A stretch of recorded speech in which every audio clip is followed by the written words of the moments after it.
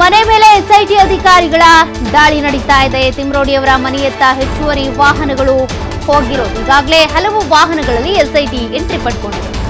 ತಿಮ್ರೋಡಿ ನಿವಾಸದತ್ತ ತೆರಳಿರುವಂತಹ ಮತ್ತಷ್ಟು ವಾಹನ ಎಸ್ಐಟಿ ಅಧಿಕಾರಿಗಳು ಪುತ್ತೂರು, ಬಂಟ್ವಾಳ, ಮಂಗಳೂರು ಈ ಎಲ್ಲಾ ಪೊಲೀಸರ ಸಹಕಾರದೊಂದಿಗೆ ನಡೀತಾ ಇರುವಂತಹ ದಾಳಿ. ಎಸ್ಐಟಿ ದಾಳಿ ಬೆನ್ನಲ್ಲೇ ತಿಮ್ರೋಡಿ ಮನೆಯತ್ತ ಜನರು ಆಗಮಿಸ್ತಾ ಇದ್ದಾರೆ.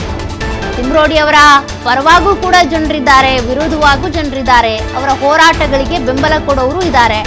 ಸದ್ಯ ತಿಮ್ರೋಡಿ ಅವರ ನಿವಾಸದತ್ತ ಜನರು ಆಗಮಿಸ್ತಾ ಇರೋದು ಗೊತ್ತಾಗ್ತಾ ಇದೆ. ಹೀಗೆಲ್ಲ ಆಗ್ಬಾರ್ದು, ಗಲಾಟೆಗಳಾಗಬಾರ್ದು ಅನ್ನುವಂಥ ಕಾರಣಕ್ಕೇನೆ ಈಗಾಗಲೇ ಪೊಲೀಸರ ಸಹಕಾರ ಪಡೆದಿದ್ದಾರೆ ಎಸ್ಐಟಿ. ಅದು ಬೆಳ್ತಂಗಡಿ ಪೊಲೀಸರು, ಸ್ಥಳೀಯ ಪೊಲೀಸರೇ ಇರಬಹುದು, ಬಂಟ್ವಾಳದ ಪೊಲೀಸರು, ಪುತ್ತೂರು, ಮಂಗಳೂರು ಎಲ್ಲ ಕಡೆಯ ಪೊಲೀಸರು ಕೂಡ ಸಹಕಾರ ಕೊಡ್ತಾ ಇದ್ದಾರೆ. ಯಾರ್ಯಾರ ಮನೆ ಎಲ್ಲೆಲ್ಲಿದೆ, ಯಾರ ಮನೆಗೆ ಎಷ್ಟು ದೂರ ಆಗುತ್ತೆ, ಎಲ್ಲಿ ವೆಹಿಕಲ್ಸ್ ನಿಲ್ಲಿಸೋದು, ಎಲ್ಲಿ ಬ್ಲಾಕ್ ಮಾಡೋದು, ಜನರು ಬರದೇ ಇರೋ ರೀತಿಯಾಗಿ ಸದ್ಯ ಆ ಕಾರ್ಯಾಚರಣೆ ನಡೆಯೋವರೆಗೂ, ತಲಾಶು ಮುಗಿಯೋವರೆಗೂ ಕೂಡ ಅಲ್ಲಿ ಜನರು ಹೋಗುವಂತಿಲ್ಲ. ಸಾರ್ವಜನಿಕರಿಗೆ ನಿರ್ಬಂಧವನ್ನು ಹೇರಲಾಗಿದೆ. ಲೈವ್ ಡೀಟೇಲ್ಸ್ ಅನ್ನು ಕೂಡ ನೀವು ಗಮನಿಸ್ತಾ ಇದ್ರಿ. ವಾಹನಗಳನ್ನು ನಿಲ್ಲಿಸೋದ್ರ ಮೂಲಕ, ಪೊಲೀಸ್ ವ್ಯಾನ್ ಅನ್ನ ಅಡ್ಡ ನಿಲ್ಲಿಸೋದ್ರ ಮೂಲಕ ನಿರ್ಬಂಧವನ್ನು ಹೇರಲಾಗಿದೆ.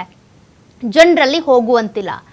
ಸಾರ್ವಜನಿಕರಿಗೆ ತೊಂದರೆ ಮಾಡಬೇಕು ಅನ್ನೋದು ಉದ್ದೇಶ ಅಲ್ಲ, ಬದಲಾಗಿ ಅಲ್ಲಿ ತಲಾಶ್ ನಡೀತಾ ಇದೆ, ಕಾರ್ಯಾಚರಣೆ ನಡೀತಾ ಇದೆ. ಆ ಕಡೆ ಯಾರು ಕೂಡ ಹೋಗಬಾರ್ದು, ಅದು ಡಿಸ್ಟರ್ಬೆನ್ಸ್ ಆಗಬಾರ್ದು ಅನ್ನೋ ಕಾರಣಕ್ಕೆ ಒಂದು ಕಡೆ ತಿಮ್ರೋಡಿ ಅವರ ನಿವಾಸದಲ್ಲಿ ಶೋಧ ಕಾರ್ಯ, ಮತ್ತೊಂದು ಕಡೆ ಅವರ ಅಣ್ಣ ಮೋಹನ್ ಕುಮಾರ್ ಶೆಟ್ಟಿ ಅವರ ನಿವಾಸದಲ್ಲೂ ಕೂಡ ಕಾರ್ಯಾಚರಣೆ ನಡೀತಾ ಇದೆ.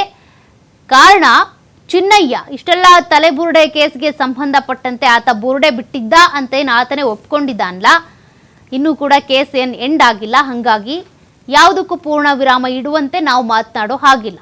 ತನಿಖೆ ನಡೀತಾ ಇದೆ. ಇನ್ನು ಆತ ಹೇಳಿರೋ ಸ್ಟೇಟ್ಮೆಂಟ್ ಪ್ರಕಾರನೇ ಈಗ ಇವ್ರ ಮನೆ ಮೇಲೆ ಅಧಿಕಾರಿಗಳು ದಾಳಿಯನ್ನ ಮಾಡ್ತಾ ಇರೋದು. ಏನೇನು ಸಿಗಬಹುದು, ನಿಜಕ್ಕೂ ಆತ ಅಲ್ಲಿ ಉಳ್ಕೊಂಡಿದ್ನಾ, ಅಲ್ಲಿ ಅಕ್ಕಪಕ್ಕದವ್ರನ್ನೂ ವಿಚಾರಿಸ್ತಾರೆ. ಈಗ ಮಂಡ್ಯಕ್ಕೂ ಹೋಗಿದ್ರು, ಚಿಕ್ಕರಿಸಿಪಾಳ್ಯಕ್ಕೂ ಹೋಗಿದ್ರು, ಅಲ್ಲೆಲ್ಲ ಕೂಡ ವಿಚಾರಿಸಿದ್ದಾರೆ.